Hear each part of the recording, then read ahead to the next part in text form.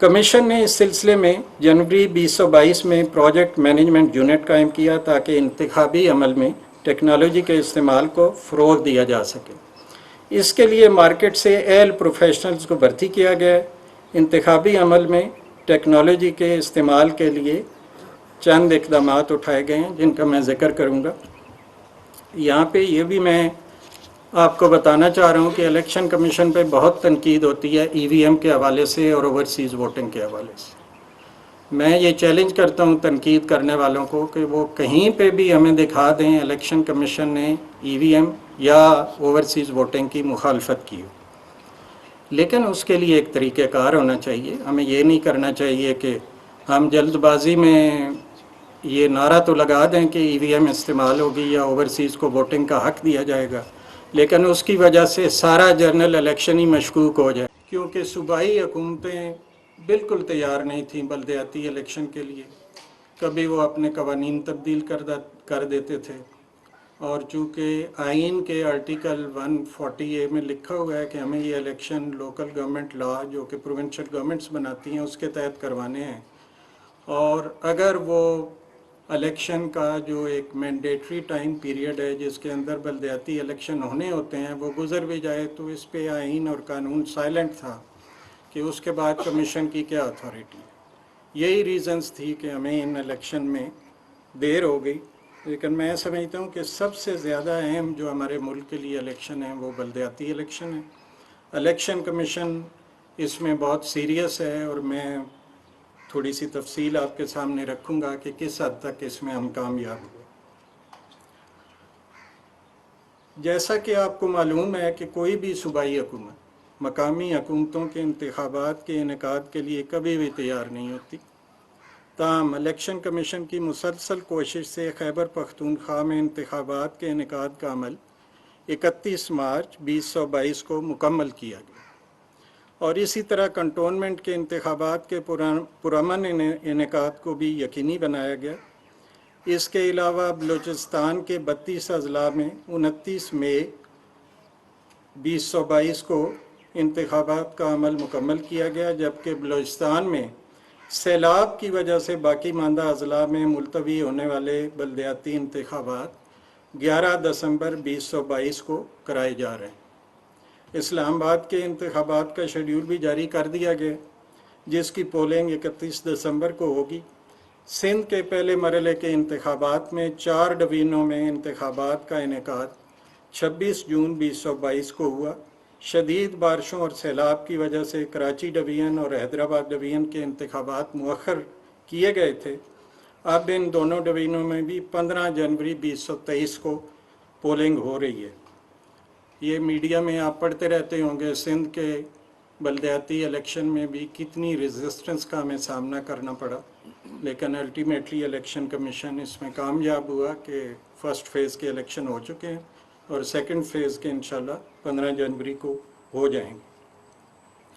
Election commission نے صوبہ پنجاب میں انتخابات کے انعقاد کے لیے 2 دفعہ حلقہ بندیوں کا عمل مکمل کیا، مگر صوبائی حکومت کے بار بار قوانین میں ترامیم کی وجہ سے انتخابات کا انعقاد ممکن نہ ہو سکا۔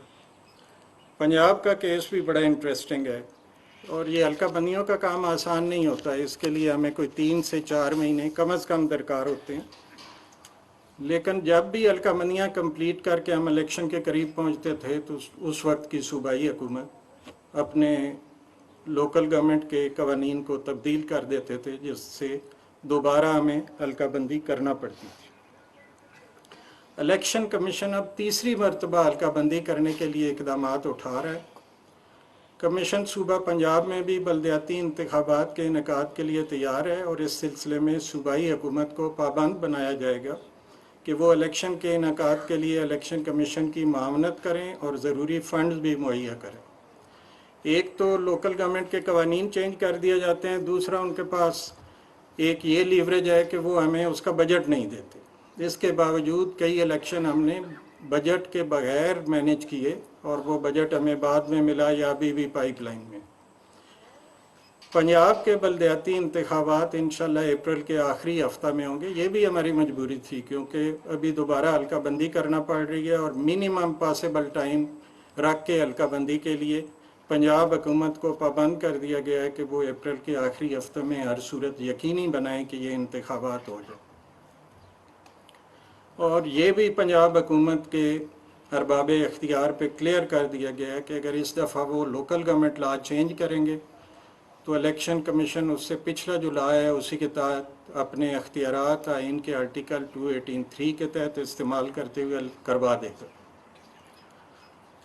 2021 और 2022 में कौमी असम्बली के 17 और सूबाई असम्बली के 34 इंतखाबात करवाए गए। अमूमन ये तअस्सर है कि ज़िमनी इलेक्शन हुकूमत वक्त जीतती है, मगर टोटल ज़िमनी इंतखाबात में से 35 उस वक्त की अपोजिशन ने जीते और 16 उस वक्त की हुकूमत ने, जो इन इंतखाबात की शफाफियत का वाज़ेह सबूत है। और ये फिगर एंड फैक्ट्स और डाटा जो है ये साबित करता है। तमाम ज़िमनी इंतखाबात के दौरान इलेक्शन कमीशन ने ज़ाब्ता अखलाक पर अमल दरामद को यकीनी बनाने के लिए डिस्ट्रिक्ट मॉनिटरिंग ऑफिसर्स और मॉनिटरिंग टीमों की तैनाती की और इंतखाबी अमल की सख्त मॉनिटरिंग की गई और इन खिलाफ वर्जियों पर मुख्तलिफ ओहदेदारान के ख़िलाफ़ एक्शन भी लिया। यहाँ पे ज़्यादा डिटेल देने की ज़रूरत तो नहीं है, लेकिन हमने अपना मॉनिटरिंग मेकनिज़म जो है उसको बहुत ही एग्जॉस्टिव बनाया और इंशाल्लाह जनरल इलेक्शन में मॉनिटरिंग के हिसाब से आपको बहुत ज़्यादा इम्प्रूवमेंट नज़र आएगी।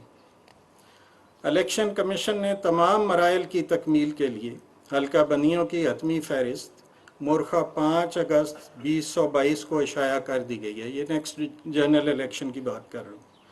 ये मुश्किल काम था, मगर डीलिमिटेशन कमेटीज़ और कमीशन के लेवल पर इस काम को खुश असलूबी से मुकम्मल किया गया। यहाँ पे ये ज़रूरी है ज़िक्र करना कि अभी दोबारा फेडरल गवर्नमेंट डिजिटल डीलिमिटेशन की बात कर रही है।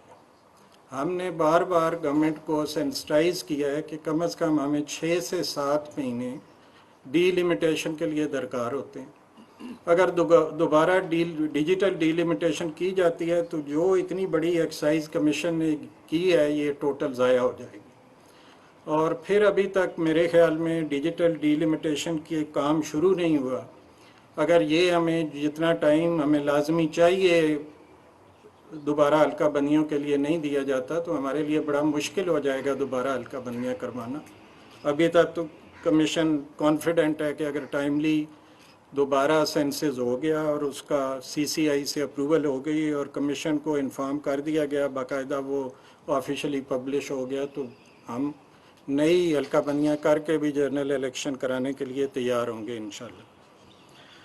आइंदा इंतखाबात के लिए अपडेटेड इंतखाबी फ़हरिस्तों की फराहमी को यकीनी बनाने के लिए कमीशन ने इंतखाबी फ़हरिस्तों पर नज़रसानी का फ़ैसला किया और इस अमल का आगाज़ नवंबर 2021 में शुरू किया गया। इन इंतखाबी फ़हरिस्तों में तमाम अहल वोटरों के अंदराज को यकीनी बनाया गया और 7 अक्टूबर 2022 को हतमी इंतखाबी फ़हरिस्तें शाया की गईं। ये बहुत ही मुश्किल काम था। आपको आइडिया होगा इसका कि कई दफ़ा इलेक्शन कमीशन पे बहुत तनकीद हुई। कुछ ऐसे वोटर्स थे जो ज़िंदा थे और उनको डेड शो किया गया। इसी तरह मुख्तलिफ़ फैमिलीज़ जो थीं उनके वोट डिफरेंट जगहों पे स्कैटर हो गए। लेकिन ये जो हतमी फ़हरिस्त अभी ना हो, प्रिलिमिनरी इलेक्टोरल रोल्स हों, तो उनमें ये इश्यूज़ आते हैं। उनमें कुछ जगहों पे तो कमीशन की सुस्ती और कायली थी, लेकिन मोस्टली कमीशन की सुस्ती और कायली नहीं थी। और मैं आपसे शेयर करूंगा कि मुझे एक पार्लियामेंटेरियन जो बहुत ही सीनियर पार्लियामेंटेरियन है, कई दफ़ा फेडरल मिनिस्टर भी रहे हैं, उन्होंने मैसेज किया और बड़ा गिला किया कि जी मैं तो फ़लाँ जगह से कई सालों से इलेक्शन लड़ रहा हूँ और मेरा वोट जो है वो लाहौर भेज दिया गया। तो मैंने उन्हें कहा कि जी ये हो तो नहीं सकता, हम चेक करते हैं। जब चेक किया गया तो वो पार्लियामेंटेरियन पार्लियामेंट का हिस्सा थे जब ये कानून बनाया गया और एक कट ऑफ डेट मुकर्रर की गई कि इस कट ऑफ डेट के बाद आपको ऑप्शन होगी, आप परमानेंट एड्रेस पे या वोट रख सकते हैं या टेम्परेरी पे, थर्ड एड्रेस पे वोट नहीं हो सकता। और चूंकि उनका परमानेंट एड्रेस लाहौर का था, उनका वोट वहाँ ट्रांसफ़र हो गया। جب یہ تفصیل میں نے ان سے شیئر کی اور انہیں کہا کہ جی آپ تو قانون بنانے والوں میں شامل ہیں، کٹ آف ڈیٹ کا آپ کو اندازہ ہونا چاہیے، عام ووٹر کو تو نہ بھی ہو تو کوئی فرق نہیں پڑتا. تو انہوں نے اپنی غلطی کو تسلیم کی. اسی طرح جو کچھ فیملیز کے ووٹ سکیٹر ہو گئے تھے اس میں بھی موسٹلی وہ کمیشن کا اس میں فالٹ نہیں تھا. وہاں پہ جو میرڈ بچے تھے یا کچھ ایسے تھے جن کی باقاعدہ اپلیکیشن آئی ہوئی تھی کہ وہ مثلاً لاہور کے، ان کے پیرنٹس لاہور میں رہتے ہیں لیکن انہوں نے اپلیکیشن دی ہوئی تھی کہ وہ کراچی اپنے ٹیمپریری ایڈریس پہ ووٹ رکھنا چاہتے ہیں. تو یہ چیزیں تھیں، لیکن اللہ کا شکر ہے کہ جب ہم نے فائنل الیکٹورل رولز جو ہیں ان کو ڈسپلے کر دیا تو اس کے بعد کوئی ہمارے پاس میجر کمپلینٹ نہیں آئی. اور اس کے باوجود ہم نے اویئرنیس کیمپین چلائی کہ نیکسٹ جنرل الیکشن تک کسی بھی ٹائم پہ کوئی غلطی ہو یا کوئی آپ اپنا ووٹ ٹرانسفر کرانا چاہتے ہیں تو وہ ہو سکتا ہے. اس کے لیے باقاعدہ سینٹرز بنائے گئے ہیں ڈی ای سی آفسز میں اور رجسٹریشن آفسز میں، اور وہاں پہ ووٹر جا کے آسانی سے اپنا کوئی بھی چینج کرنا چاہتا ہے ووٹ کو تو کروا سکتا ہے.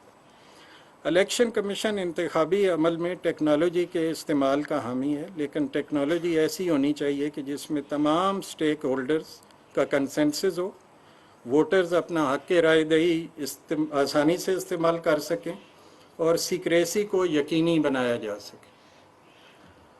کمیشن نے اس سلسلے میں جنوری 2022 میں پروجیکٹ مینجمنٹ یونٹ قائم کیا تاکہ انتخابی عمل میں ٹیکنالوجی کے استعمال کو فروغ دیا جا سکے. اس کے لیے مارکیٹ سے اہل پروفیشنلز کو بھرتی کیا گیا ہے. انتخابی عمل میں ٹیکنالوجی کے استعمال کے لیے چند اقدامات اٹھائے گئے ہیں جن کا میں ذکر کروں گا. یہاں پہ یہ بھی میں آپ کو بتانا چاہ رہا ہوں کہ الیکشن کمیشن پہ بہت تنقید ہوتی ہے ای وی ایم کے حوالے سے اور اوورسیز ووٹنگ کے حوالے سے.